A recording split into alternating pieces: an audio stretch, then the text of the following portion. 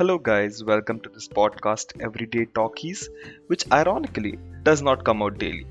I am Anshul and I talk about random things to random people, majorly about life, perspectives, and thinking process. It's like an interview, or let's say more of a conversation with one or two guests about random topics that interest us. To be really honest, it's just a way to reduce my inhibitions in talking to people. So come join me and enjoy.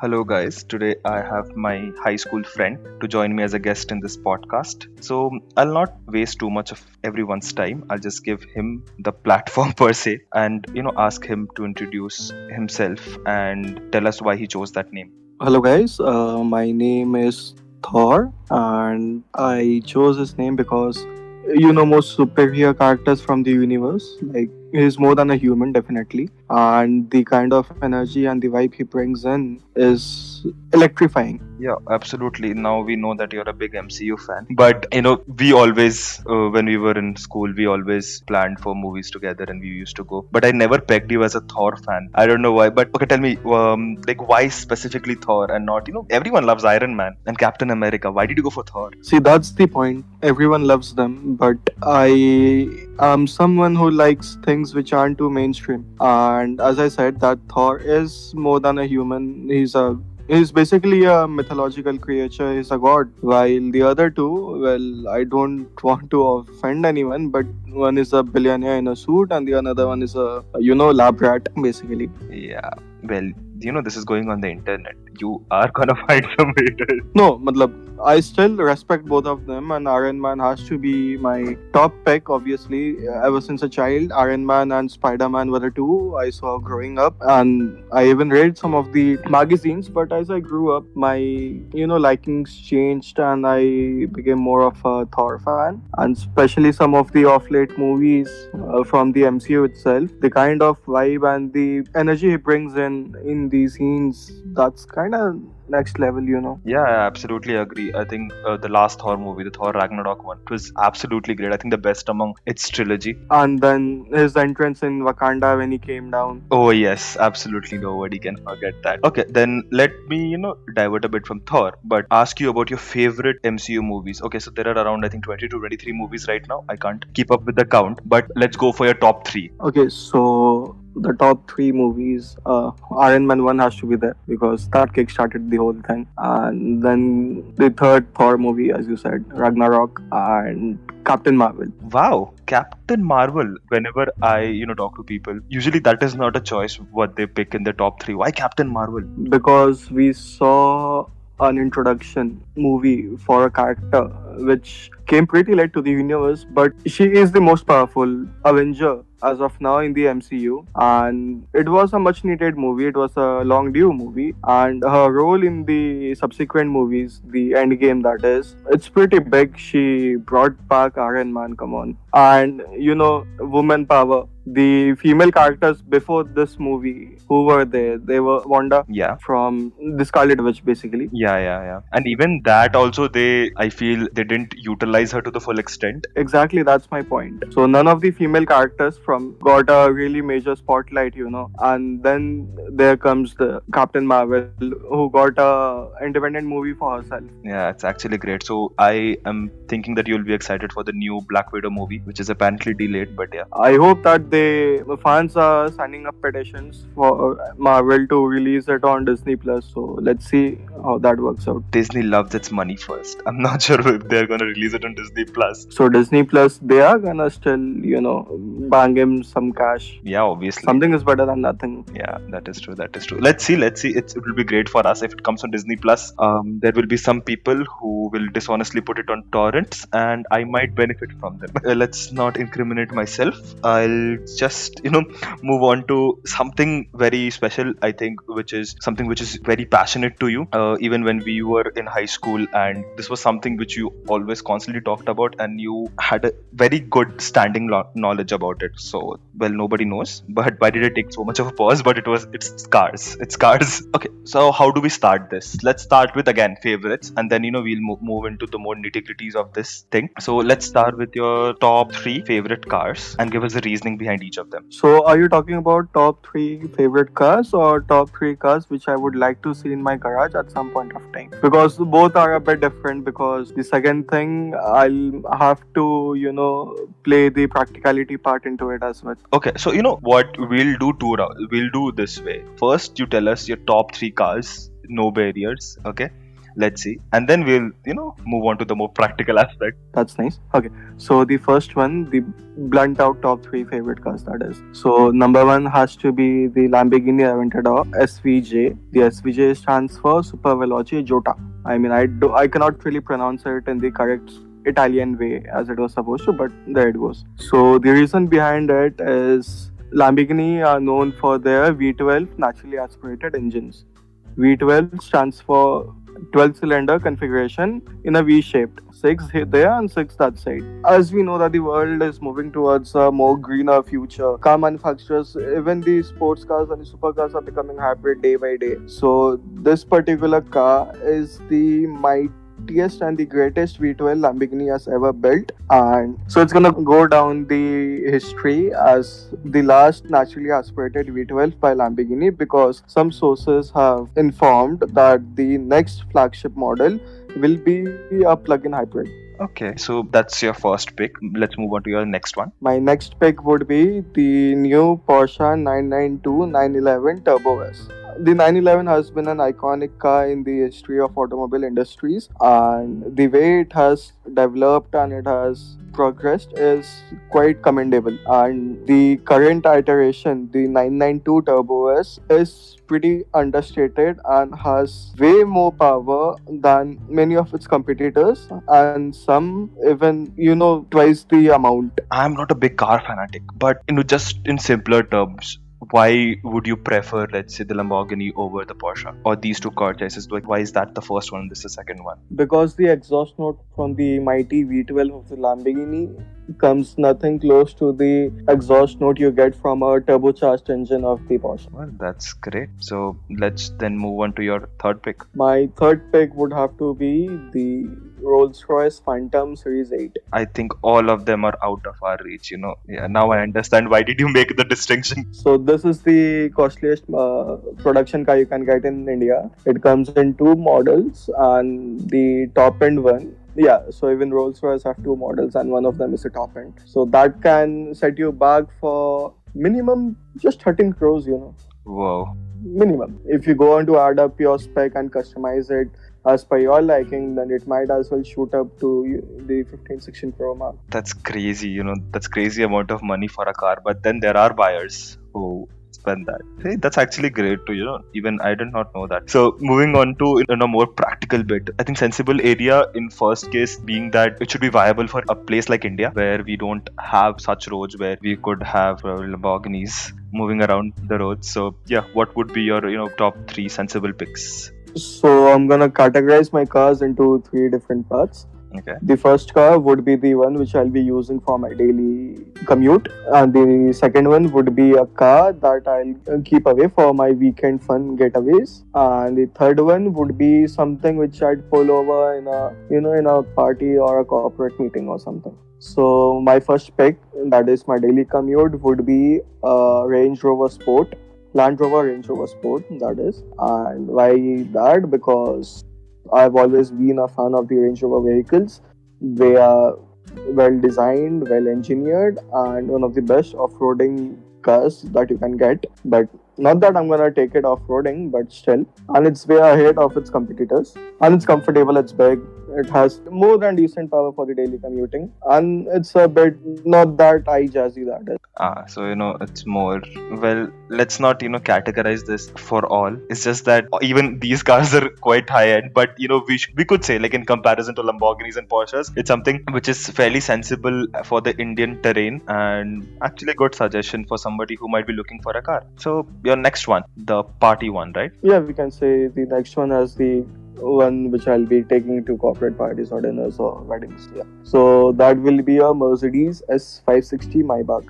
So the Mercedes S-Class are known to be the most premium and the most luxury Mercedes you can buy, and it can give a run to Rolls-Royce for its price. It is that comfortable and that premium and that upmarket. So again, it's not as eye jazzy as a Rolls Royce might be, and it's much more pocket friendly as well, and has more than enough power. Again, it is powered by a V8 bi-turbo engine. That's quite fancy. Nice. So into your last pick. My last one has to be something special, which I'd look forward to the weekend so that I can drive it out. Yeah. And then again, it doesn't have to be that eye jazzy, because again, the kind of people we are surrounded in our society, and I try to avoid those things. Yeah, I understand. So it has to be one of the cars that I stated earlier in the top 3 favorite cars. It is the Porsche 992 911 Turbo S. It's understated, it's fast, it has just enough bling to satisfy my need, and it's one amazing machine. Well, I think this will be an amazing entertainment for car fanatics to hear something that they understand and love. Well, I hope so. It's something which I am still struggling to catch up on, to get the lingos of the car world. But spending some years with you in high school, I think I've gotten hold of something. But so moving on from your favorite cars to, let's say, when you're selecting a car, so what is that one thing that you see, or what are the top 3 or 4 things that you see that has to be there in a car for you to like it? So when I walk into a dealership, I have my car sorted. I always think twice before going and checking out a car. But the top 2 things that I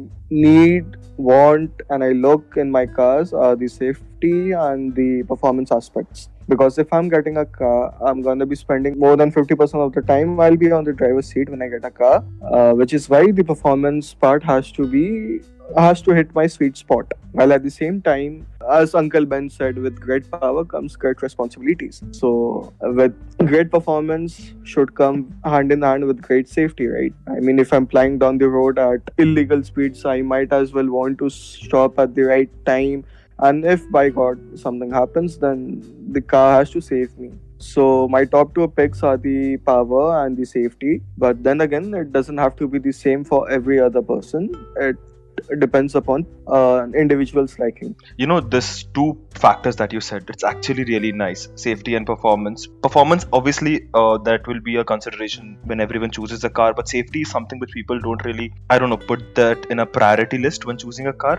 I'm not sure. Like, it might be not true, but from whatever knowledge I have, people usually are more fixated on the design, let's say, the frills inside a car, I would say, rather than... And kitna deti hai? Yes, the famous phrase, the mileage of the car. Yeah, I absolutely agree about that. But I think safety is one thing that needs to be in the top priority when choosing a car. I understand budgets are a constraint, but getting the safest car is always the best choice, because Indeed, sometime or the other, your family member is in the driver's seat behind the wheels. So that's actually really important. Okay, so we heard about your preference towards safety and performance. But keeping these 2 aside, let's go to a design of a car. Is it something, first of all, that excites you while choosing a car, or is it something which you take into consideration, even though if it's down the priority line? And if yes, then what specific thing particularly that you look for when choosing a car in terms of design aspects? So the designing aspects comes to me as more of a cherry on top of the cake situation over here. But I can't say that the design excites me or something, but the tech the car has, that does. So down the line, the other things which I consider while taking a car, the audio output of the car, which brand of speaker they are using or how many speakers and tweeters are there. And then comes the actual infotainment system, the instrument cluster layout, and sometimes even how spacious the back seat is. Because my parents are going to spend their time in the back seat, so I might as well get something which is more comfortable for them as well. That's actually great, the infotainment system and things like that. I'm not sure whether the exterior of the car matters that much or not. The only thing on the exterior that matters to me are the headlights and the tail lights. Yeah, I was actually leading up to that. Usually there is also a pattern which is seen that, when you're buying a car, you tend to switch some things out or upgrade some things. Not upgrade, I would say, but change some of the frills of outside the car, be it your tires, rims, or as you said, headlights. But I think I know the answer to this one. I think if you want to change something out, well, after buying a new car, it would be your headlights, right? I don't, because I don't change anything, because my father believes that the factory fitted ones are the one we should go for, and which is why we end up getting those particular cars which comes with great tires and as well as full LED headlights. It's a thing with all mechanical devices. Once you open it and refix it, it's not always the same. And yeah, that's there. And if you tinker around with the wiring of the car, then the company might as well void your warranty. They aren't gonna look after it if something screws up, because we were the ones who changed it in the first place. Yeah, makes sense. Okay, so let's say, where do you get your intake of all this car knowledge? I know you're really passionate about it, but there must be a source which you probably refer to, or probably a YouTube something. So, or it might be a recommendation for anybody who is a car fanatic and might look into these things. So if I'm doing any research on cars, the most of the time I spend are on YouTube, and there's a forum run by some of the petrol heads, as we call ourselves in India, and it is quite thrilling and full of knowledge for us, and it goes by the name Team BHP. So if anybody wants to read anything about the latest car trends or the market trends, all those figures and data from the car sales, and then going to car reviews and new car launches, news, you can all find it there under one roof, and you can even interact with some of the members and be enlightened, that is. So before buying a car, I always look up in the forum to see whether I can get anything significant and important from it. Well, it's very different, from a general recommendation. Usually, it's actually, a niche place where people don't really enter into. I think a forum is something which people don't really refer while, selecting a car. Yeah, it's actually great, because they actually give a more personalized touch to the review, I would say, a more actual sense. But do you refer to these websites like we have Car Dekho or Cars24 or things like this, where they have a whole catalog? Basically, it's an e-commerce for cars with all their features listed. So does that meet your expectations? Do you visit them? I do that only to check out the pricing of the car and the figures of the car, like the performance output, the power, the torque, that's it. But anything more, I go to either YouTube or Team BHP. Okay, I think we missed a word there. I think what is the pricing and the figures of the car, right? Yeah, pricing, the engine capacity, the power output, the torque, number of airbags, and other bells and whistles. So it's basically all the features that a car has. So it's easier to look them up in one place, and then you can visit the forums for a more detailed review. But let's all the cars that you talked about right now and all the features that you were talking about inside a cars, it's up until this point it is valid, and it actually will be valid, I think, for a few more years. But like, how do you feel about the influx of this new era of electric cars? I know India is still it's lagging a bit more years. It's still in a more developing stage, but in a more developed countries like US, Canada, where electric cars, I think, have a huge reach now, especially by Tesla and other companies. Like, how do you feel? Are you excited about them, or is it something which excites you? Is it something which you want to buy in future?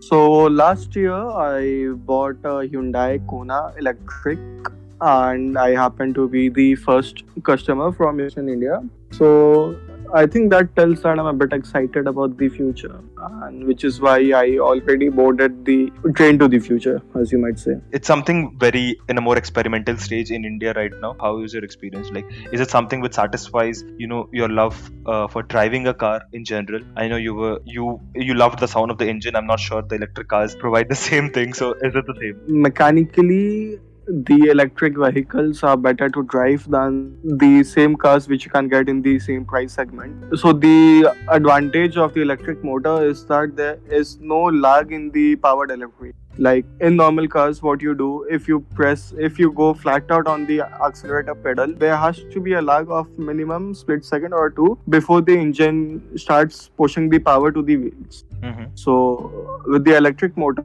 they have managed to eliminate that. So as soon as you push the pedal, you get 100% of the amount of power straight to the wheels, and that feeling is amazing. And it is pretty addictive. I find myself going flat out even on bumper traffics just to get that push. Is it the same with brakes? Another fun thing about electric cars is the electric regenerative braking. Regen braking in short. So what it does is as soon as you let off the accelerator pedal, the car starts slowing down on itself, and the heat and the kinetic energy which has been developed earlier is being used to charge the battery while you are still moving. Like basically your car will start slowing significantly when you take your foot off the gas and without even pressing the brake. So that gives an advantage over mechanical cars. You have to go and press your brake. But in the city situation, I have found myself not using the brake at all, and during some most of the time I've been driving around. Yeah, there are three different levels, three different intensities of the braking. So that goes 1, 2, and 3. 3 is the maximum. Your car slows down quite significantly in level 3, and then it goes in a decreasing level there. It's actually great to hear about these things because it's something which at least we have not tried. But moving on to the more infrastructural part of this, getting an electric car, I think it's something people are excited about and things like that. But with normal cars, you have petrol pumps probably in every kilometer, and you don't fear running out of gas because find a station and get that done. But like, is it the same for electric cars? No. That can be a nightmare. I am a person who has anxiety issues sometimes, and this is one of the biggest kind. It's the range anxiety. You cannot take the car out for really long drives if the charge isn't at 100% because your battery will run out of power at some point or the other, and then you will be stranded in the middle of nowhere with no support. If you are in a petrol or diesel vehicle and your car runs out of fuel in the middle of nowhere, you can still get the fuel in a bottle and you can fill it up and you can drive it to the nearest petrol pump to fill it up again, right? You cannot do the same in an electric car. So that has been quite challenging, and I don't see that getting any better in the coming future. The electric car concept is still in its beginning level in India, and it's gonna take its time to set up the fast chargers in different parts of the city as well as on the highways. In the city, still it isn't that big of an issue because like in a day you won't be driving for more than say 100 or 150 kilometers in the city, right? And with a full charge, my car is claimed to run around 452 kilometers, but in the real world, I'm getting around 350 kilometers from one full charge. That's actually great, for a city usage. That is super pocket friendly as well. So it has a 39.2 kilowatt hour battery, and if you charge the full car from 0 to 100%, that will take maximum 40 units of electricity. Now, 40 unit of electricity, you can taking the cost per unit as rupees 10, then even 40 unit would come out to 400 rupees for one full charge, and you can drive around for 300 kilometers minimum in 400 rupees. That's crazy. Yeah, I think people who are more who need a car probably for more city dwelling, not for long drives, I think this could be a great purchase for them. And in future you never know, but better infrastructure with more charging ports, this will obviously improve. But right now, how are you tackling this charging? situation? Like, do you have something set up at your home, or is there a station nearby which provides this feature? So the car comes with three charging supports. First one is a really slow 3-point charger which plugs into the normal wall socket. Okay. And it takes around 19 hours for it to charge your car from 0 to 100%. So, and the second one is a charging station which uses the AC current from our home supply, and it can charge the car from 0 to 80% in less than 7 hours. Oh. So I have the first two. The second one, the AC charger, I got it free of cost from the dealership itself, basically from the company's side, and I have been using that. It is set up in my home garage, and I overnight charge the car just like how I charge my phone, because again, as I said, I have a range anxiety. Yeah, I understand. I have to get it all juiced up before I take it out again. And the third one is the DC fast charging option. Now those are quite expensive to get. If you want to set up one in your home, it might cost you around 14 lakhs roughly. Whoa. That's the price of a car. Yeah, so obviously it wasn't feasible I think it isn't feasible for any of us to get that. And there are a few of them around the city, and they are installed by the government itself and some of those corporate IT firms in their parkings, because even they are supporting a cleaner and a greener future. And then the car dealership, Hyundai, they were supposed to set up one at their own workshop so that their customers can drive in and get cars charged free of cost. Oh, that's actually great. And what's the time frame for getting that charge in a DC charger? Oh yeah, 50 minutes, 0 to 80%. Whoa, that's actually great. So in an hour, you're getting everything charged. Yeah. Hey, that's absolutely great. But one thing that you constantly mention during this is range anxiety. It's something which intrigues me because everything in our life is electric. We have a laptops, we have a mobiles, tablets, and things like that. We're always in this mental state. We want to put them in charge. We want to have them full charged, ready for the next day. Do you think this range anxiety might prevent somebody adopt to the electric car world? As of the current situation of the infrastructure we have, I think that electric cars are recommended for those who have another primary car in their garage. Because say you're returning back from anywhere, from a place, and you came back home and your car doesn't have, like, it's almost depleted, it's run out of battery, and you have plugged your car in, and it's not gonna go, and it won't juice up enough to go anywhere in the next 10 or 15 minutes per se. And then suppose there's some kind of emergency comes up, or you have to be somewhere ASAP, then you're gonna be stuck. Either that, or you'll have to get a public transport. So with the current situation and the current infrastructure, I think that electric cars are best suited for those who have say 1 or 2 more cars in their garage. Oh, that's actually helpful. We are not too car fanatics, as I have already mentioned before, but it's always good to have a car in the family, and we were considering our next purchase to be a more electric option. Like, I want to be more environment focused. That is the first thing, and the second thing, it's more economically feasible on a long-term basis, because you are not spending so much on fuel. Given the erratic changes in fuel prices, you never know how things might turn out, so that actually makes sense. But what are your views on hybrid vehicles, which have both the options? Does that something excite you, or is it how do you feel about those cars? I'm a big fan of hybrid cars, mainly because it gives you the best of both worlds, right? So what I said earlier about the normal ICE cars, internal combustion engine cars, it is that when you go flat on the accelerator, you won't get that instantaneous boost or the instantaneous power that you get in an electric. So in a hybrid, again, that electric motors bridges the gap. You will get that instant boost. And the other thing is that if you run out of gasoline, then you can still run on a full electric part of the car, and that can still get you to the nearest petrol pump. And I think that with the current scenario, the government should be boosting up the sales for these hybrid vehicles so that they can pave the way for a better and brighter future for the incoming electric vehicles. Yeah, I think that is the step you go on a more incremental stage. Hybrid is something which will at least you won't have the range anxiety, I would say, Yeah, because if anything runs out, you have the other option available to reach your destination and at least do the task. an instantaneous top up with the at the petrol pump. You with the electric vehicles, your car will need some time to get charged up. Yeah, that actually makes a lot of sense. But let's say, does hybrid car still make a primary vehicle option? Yes, it can, without a doubt. We have a clear cut favorite. So let's just ask you then, what's your best, like, what do you feel in the current scenario in a more economical stage? What will be the best hybrid car right now for you? For me, it would be the Toyota Camry Hybrid. It has the brand reliability of Toyota. We know they are the most reliable brand you can get right now.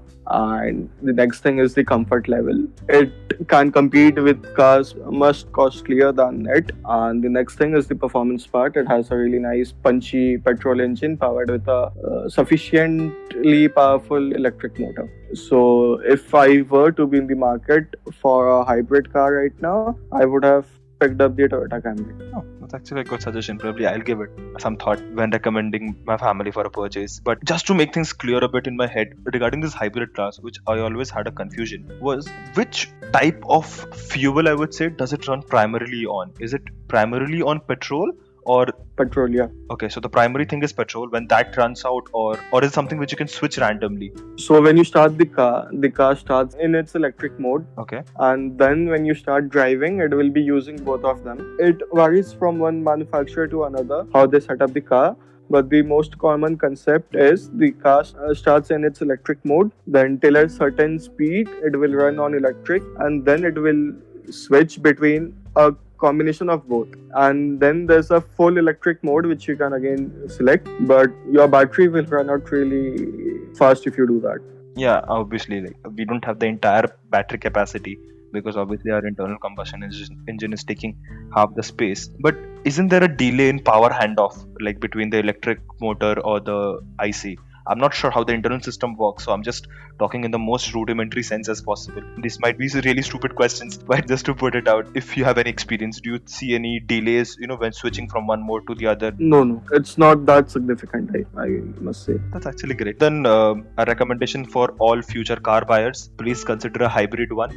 And if it's a more secondary car, then consider an electric car option. It might be something which you're really interested in. And I think nowadays cars are more going on a more technological route. They're including all these assistants and infotainment systems which excite the customers more. So that is something to be looking out for. So let's close this out. We have been talking cars for quite a while. So let's close this out with, let's say, given the lockdown. What have you been doing under this lockdown? I know you miss probably your car rides on weekends, but what are you watching right now, or what are your content recommendations that you would like to give somebody? So my day mainly comprises of three different things: watching, playing, and working out. Working out, okay, that is something which we can touch upon later. But I think that everyone should be doing that, otherwise, when you don't drive a car for long, the mechanical parts can't sit down. Yeah. So the same thing goes to us. We aren't going out, so we need to keep it going for our bodies to remain healthy and flexible. Yeah, that's true. Okay, so on Netflix, I was watching Money Heist season 4, which came out around a week or two ago. And now that I'm done with Money Heist, I'm going back to the show I was watching previously. It's a show on Netflix called Peaky Blinders. It has around 4 or 5 seasons, and I can recommend that to other people. I have been recommending that to other people. Yeah, I think the last recording that I had with my cousin, even he recommended the exact two shows, Money Heist and PK Blinders. I need to watch them. Everyone is recommending them apparently. So I'll surely put them in my recommended list, and now everyone should. Now, since that Disney Plus is there on Hotstar, so there's another show which I've been binge watching recently. It's from our childhood rather. Have you heard of the shows Sweet Life of Zack and Cody? Yes, I obviously have. So it's on Hotstar now, thanks to Disney Plus. So I have been binge watching that just to relieve those moments which I had back in the days. Yeah, that's actually cool. That's a quite funny show. Right now, yeah, I'll probably get a subscription and get on watching that. Right now, I'm just binging on The Office. Apparently, I was too long to get on that bandwagon. I started up with The Office last year, even I was a bit late, but then I gave up in the middle of season one because it couldn't get me hooked into it. Yeah, I understand. Even I watched episode one and then I thought that I would never watch something like this. But apparently, I don't know why, after watching the first episode, my YouTube recommendations just got flooded with Office recommendations, and it subconsciously, made me watch the entire season. The first season is a bit tough to go through, but you won't believe, I think it's been 3 days, I'm already in season 4. My binging habits, so it goes a bit out of line in these days, given that there's nothing else to do. But that's the thing that I'm watching currently. I think that's it for the content recommendations. So I think today is something which all car fanatics might love. I hope so. I hope I gave them what they wanted. It would be lovely, and I'm pretty sure if somebody reaches out to me, I'll hook them up with you so that they can get more information. And they can always reach out to me on Twitter if they want to be a guest on this podcast, because again, I want to talk to random people, not just with my friends whom I already know. So, always getting to know about new people, new perspectives about world, it's always interesting. Indeed. Let's connect later, and we'll probably have another episode soon talking about new things. Thank you so much for attending. All the best with this venture of yours. I must say I've been enjoying what you have been putting out, and I have been recommending your podcast to others. Oh wow. Well, that's too much of praise which I can digest right now. But thank you so much. It's something creative, something new. So it's always good. It's always enjoyment. Chalo, then I'll catch up with you later. Chalo, bye-bye. Bye.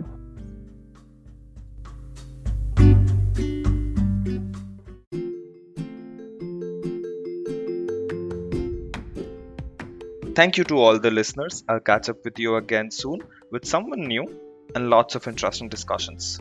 So, bye.